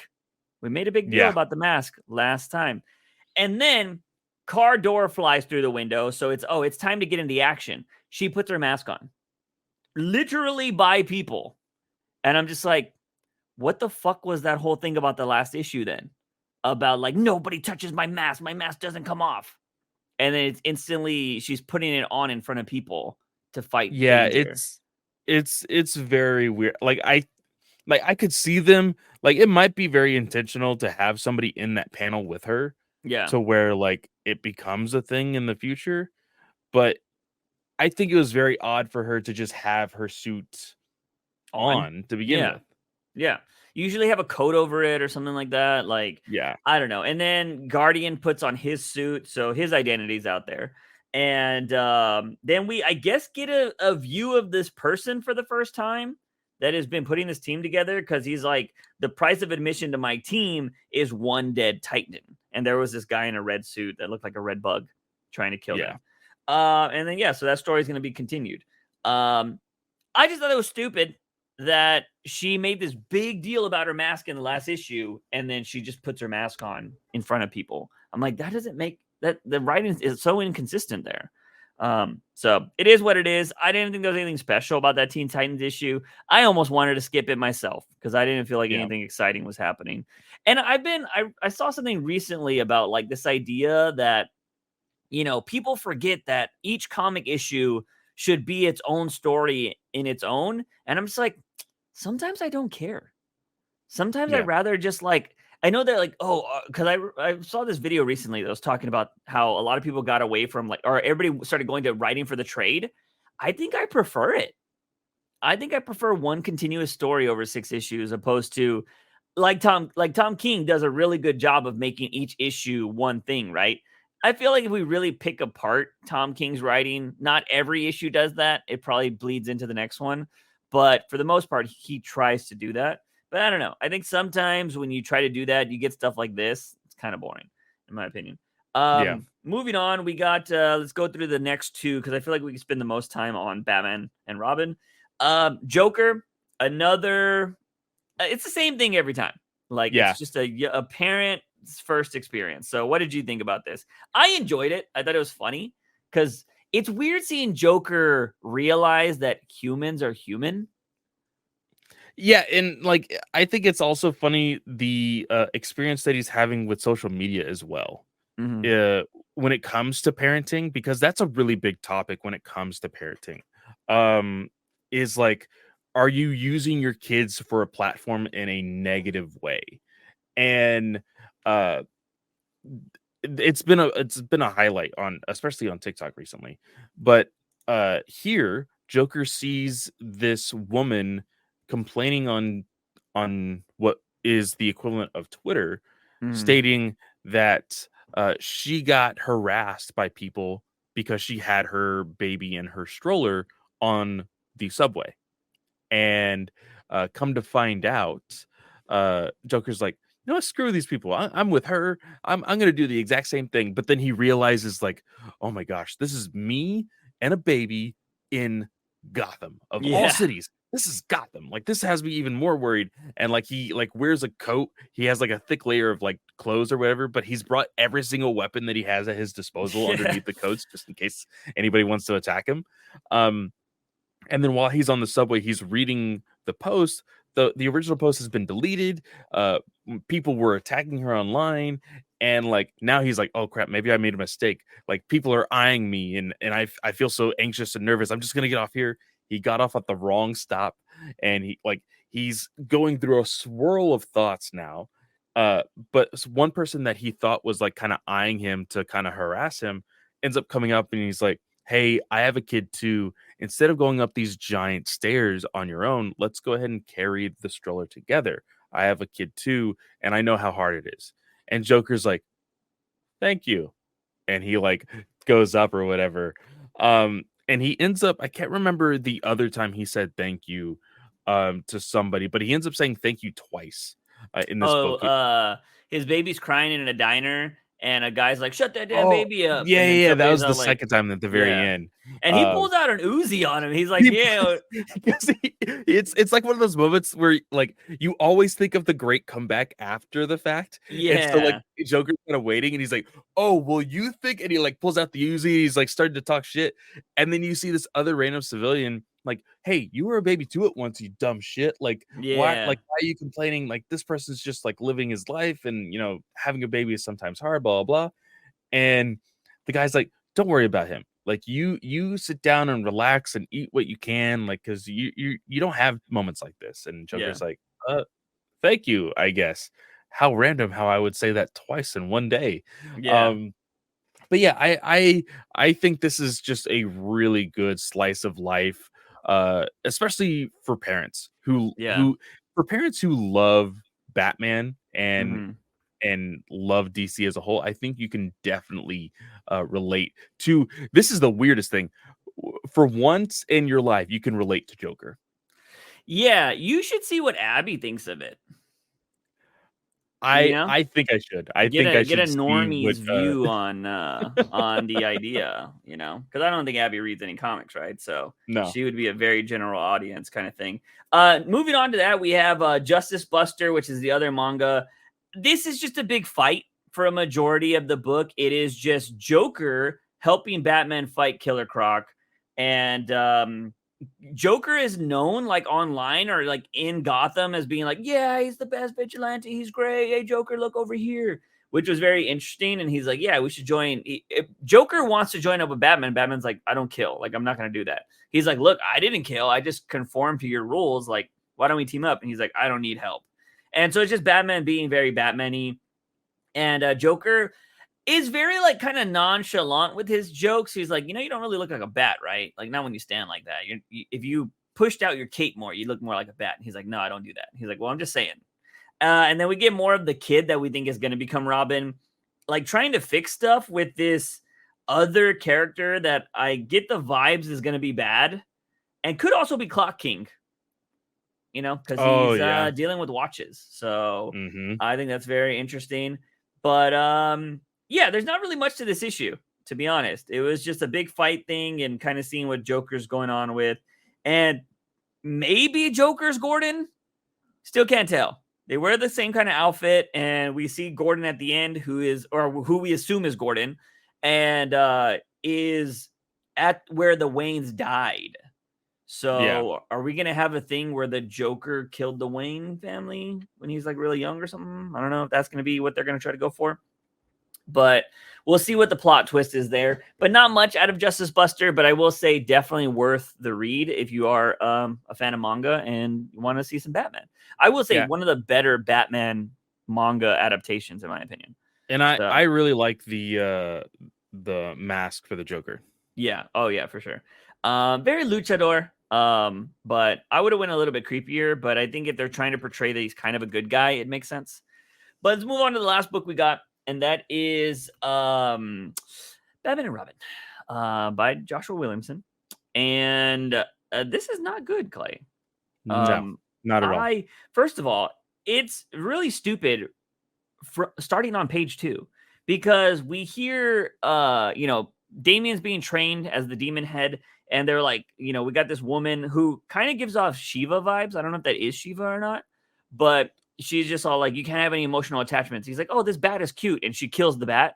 And he lunges at her, which is really weird. Wait, where is it at? Yeah, so she punches in, or she kills the bat, and he gets mad, and he lunges at her. And I guess from what you're supposed to think is she puts her knee up to block it, but then he's just standing really far away from her in the next panel. Like, the panel progression looks really weird. Yeah, I didn't like the panel progression in this book at all, for multiple reasons. But it is really disheartening because Daniele was such a great. Wait, is it Daniele or is it Simone? I think it's Simone that is doing the art here. Dimeo. Dimeo. Well, that's his last name. I'm looking for his first name, which is Simone. Yeah, Simone. Yeah, Simone. He has done great stuff with Power Rangers. Mm-hmm. This I just was not impressed with. Um, again, it's this very popular like shine to a lot of people's art. Yeah. I don't like it. Because again, it gives off that weird AI look, and Yeah. for me, I just don't like the way it looks. Um, the story of how like uh we are getting like all of the introduction to Shush. Terrible. There's literally no introduction. She's just there, Yeah. and I didn't know you this was Shush until the end of the book.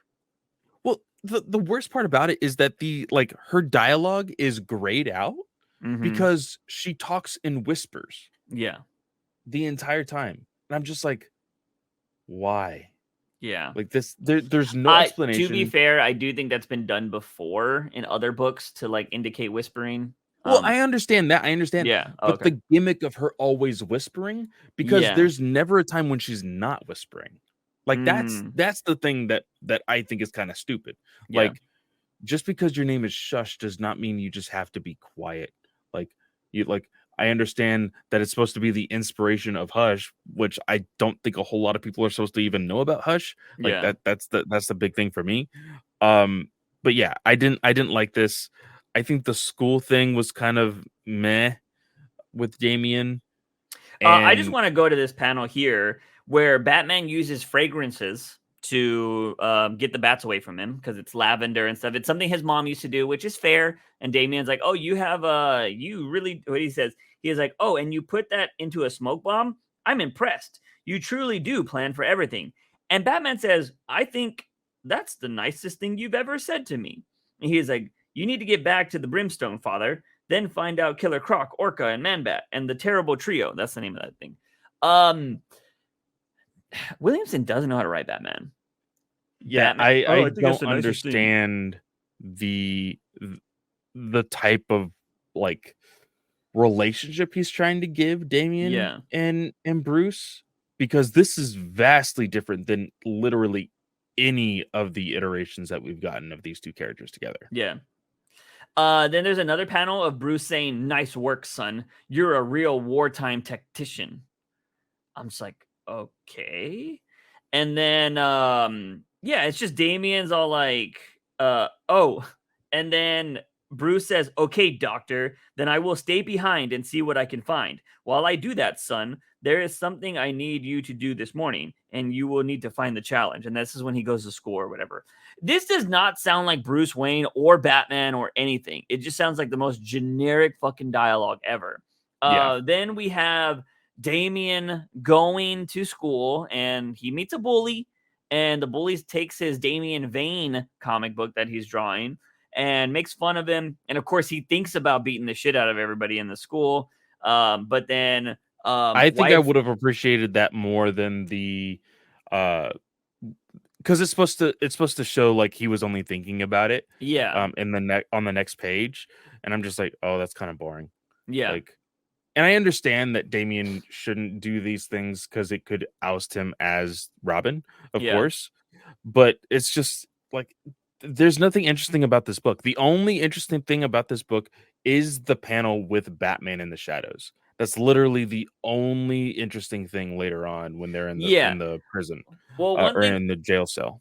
one thing I hate about this is like, the bully gets stopped by the principal, who is a waifu, and I'm pretty sure this is Shush. So, because they like zoom in on her face a little bit, she's kind of got the bone structure of Shush. So I think the principal might be Shush or the teacher. I don't really know.